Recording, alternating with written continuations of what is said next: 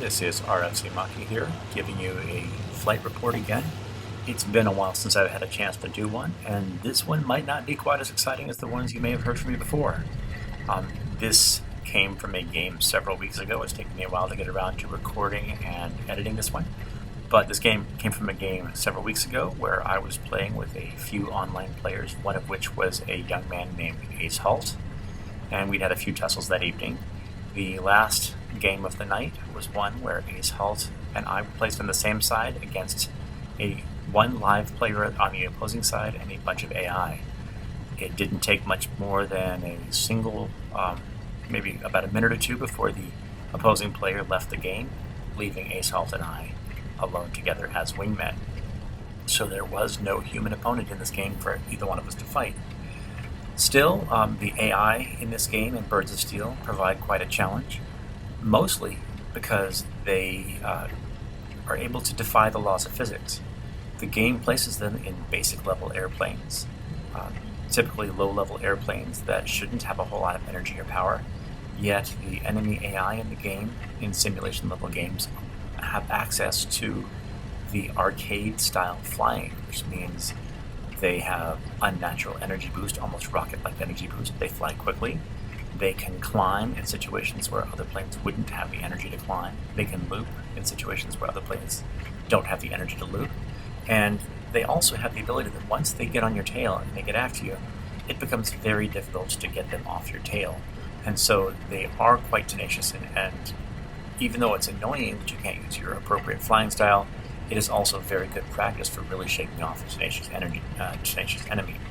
So I'm approaching the flight here, looking at what are going to be mostly AI, and flying the German 109 F model, F4. I was expecting most of my enemies to be flying biplanes like that one right there. In my approach, I set things up very nicely, managed to knock one down right away, and reversing to look back on the other planes. Chasing two up there, you can see an enemy AI knocking down a wingman. I have yet to spot my friend AceHault here just yet. Trying to do my best to stay high altitude, but looking below me you can see the white outline of the plane below, so I dive on it, finding out that it is in fact AceHault. So he's flying the 109, one of the late model 109s, I can't remember what the number for it is. So I figured I would just fly up with him, take a look and see what he's doing.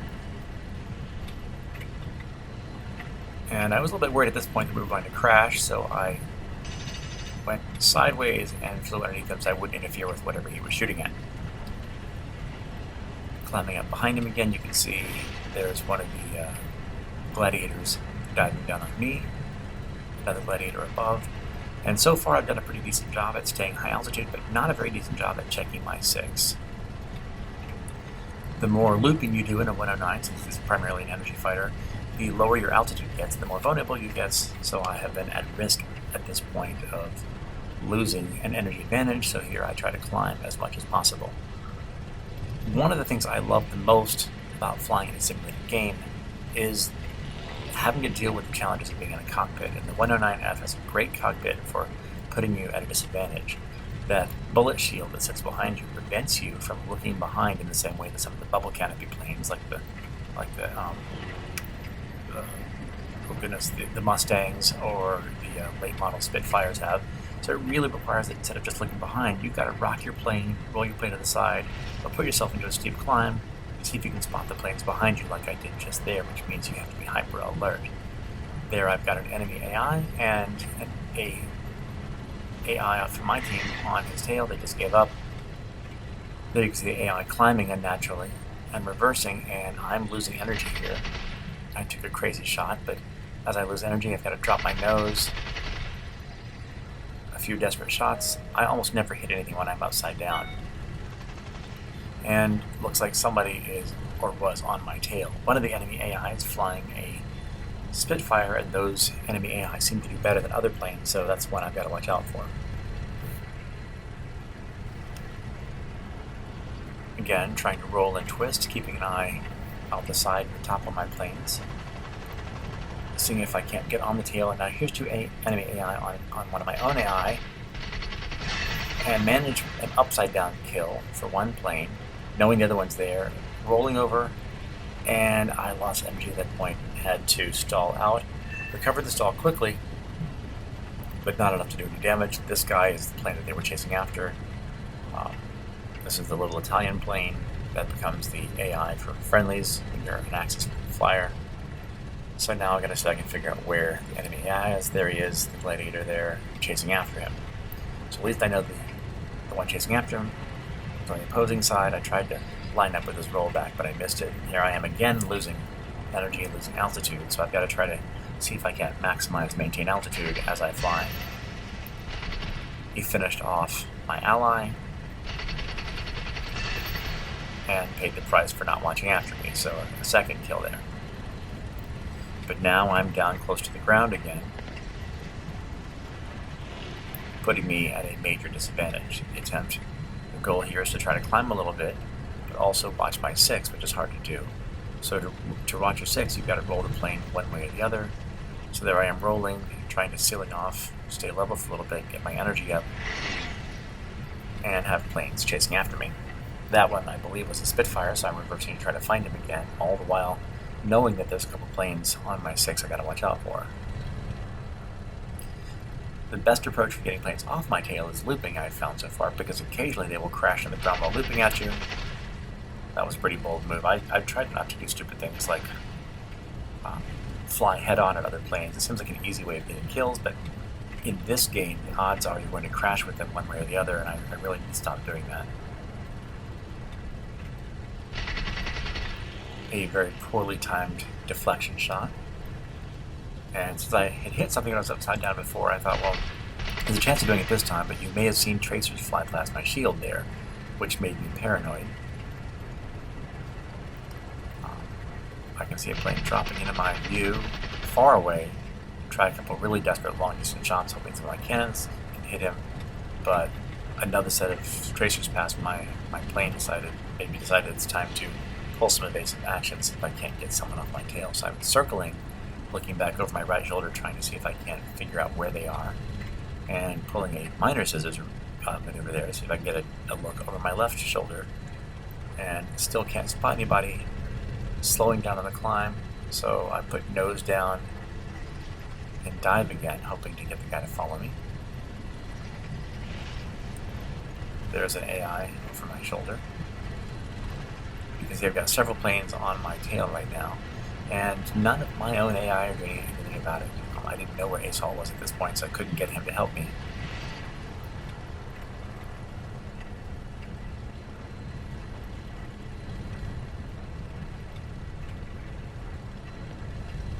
Trying to fly as defensively as I can at this point. Let's see if I can identify planes. There's Ace. You can see the shape. He's switched from his TA Bf190, jumped into a 109. You see the yellow nose pretty clearly. So I try to line up with him, see if I can't catch him on camera, getting a kill. So he is firing and chasing.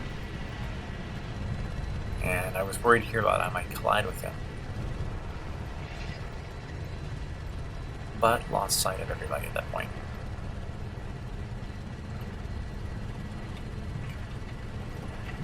Against a human opponent, a dive with a turn on the bottom is quite handy. There goes a Spitfire just below me. A dive with a turn at the bottom of it can get you out of the sight of an enemy flyer, but the AI are often not fooled by breaking visual contact. There goes Ace. And so some of the moves that you'd use against a human player just don't seem to work against the enemy AI, making them even more difficult. So while it is frustrating that you can't use standard defense tactics or attack tactics against an AI, it is very cool that you can. I believe Ace just got the kill. He just got the kill right there. So there he goes. Nice shot of his plane, held it still.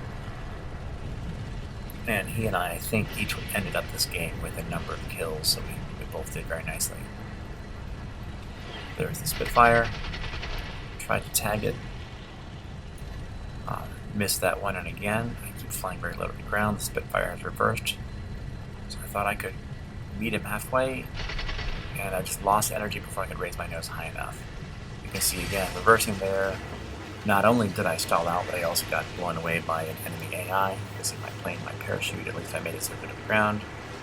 As the enemy, the gladiator, flies away victoriously.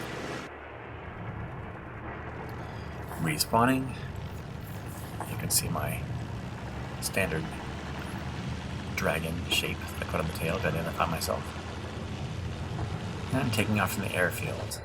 The 109 is not a very powerful plane. At least the 109F is not a very powerful plane off the runway, so it does require, in my opinion, circling the airplane at least once before heading to the middle of the field. The map that I had chosen for this game was an overlay map, Stalingrad overlaid over the Aurora map, and I like that one because it makes the map quite large, and you actually can, if you want to, fly in a German plane heading straight towards where the enemy are and climb straight the whole way and still gain altitude. But rather than going entirely straight, I took sort of a zigzaggy path in order to maximize how high I could get. Also, I don't think I worry about doing enough external shots of the game. I really like this shot of my plane, just because I enjoy the way the plane looks. That's only done in filming. I actually never leave the cockpit view when I fly. I actually enjoy being hobbled by that as well. And I do wish there was a way in the game that one can lock people to cockpit view in online games. The unfortunate part is that does mean that bombers who have no cockpit view are stuck in a weird external view that's kind of strange. And it also means that it takes the game difficulty from simulation and moves it, because you're in custom mode, moves it down to sort of just a realistic mode, sort of a middle mode, and you don't get as many points. Now, the points don't really matter, the lion points don't really matter, but slowly I have been seeing if I can reach the maximum rank in the game, which is getting a lot harder to do because there's a lot fewer games with online players in there, so it's much more difficult for me to earn points in online matches, getting wins and kills in online matches with enemy players in them. So my progress has been quite slow. Also very funny, the game system doesn't really tell you how many different ranks there are, so you never quite know exactly. I thought I was almost at the top rank, and then I ranked up and moved me up to something else I didn't know about, so I have no idea at this point how close I am to being the maximum level, but it's become a little bit of a personal obsession since I've unlocked most of the skins that I care about in the game. So there's a long slog to reach where the dogfights are happening in this game. And I don't remember if I spotted something there, but diving down to gain speed, there we go, didn't see any planes. Attempted a shot. I'm finding in general that if I miss a shot while diving down, climbing back up is not a bad plan. Try to gain some energy advantage.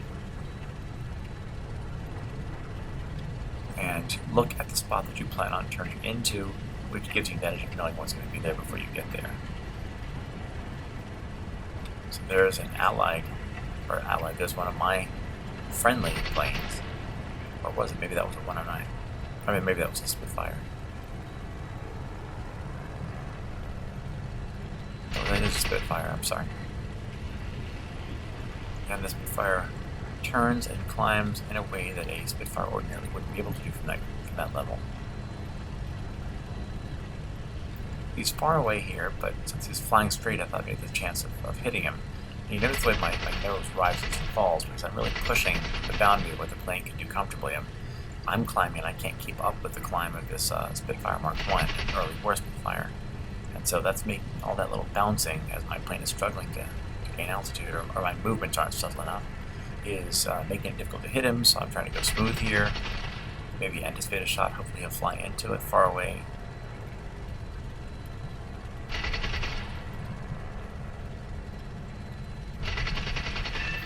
And I did manage from a very long way to get it hit, but not enough to take him down, just enough to hit his oil tank. If nothing else, that makes it easier to see.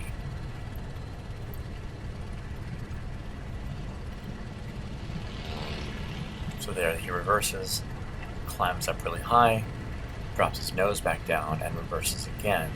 And my 109 can't seem to keep up with that, and as I reverse, you can see I'm losing all of my my altitude on this shot here.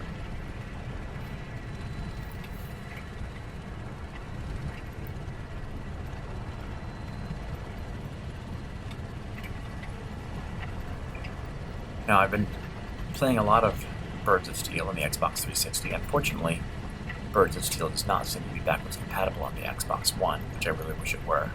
And as far as I can tell, there doesn't seem to be any plans at all to make it backwards compatible or to bring Birds of Steel's descendant, War Thunder, to Xbox One. When my children are on the Xbox, or if it's the evening and I don't have time to log on for a full game. Oh, there we go, got another one. When I don't have time to log into a full game, I've discovered a game that I can play on the iPad called Wings of Duty.